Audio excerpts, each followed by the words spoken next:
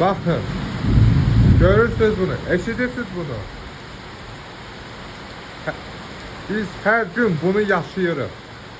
Her gün. Bu yağış her gün işləyir. Eyni vaxt və heç vaxt gecikmir də. Düz sanki gözləyir də bizi.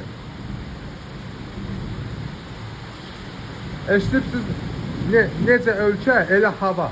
Bu hamı görüb də Ruslar soyuqqanlıdır, onlarda buzdur. Ukraynalılar sevincəkdir, onlarda istidir.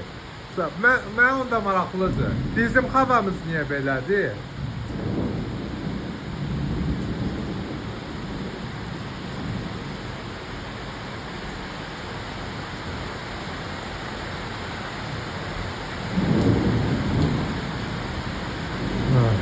Kiminsə cavabı varsa lütfen mənə kommentlərdə yazsın.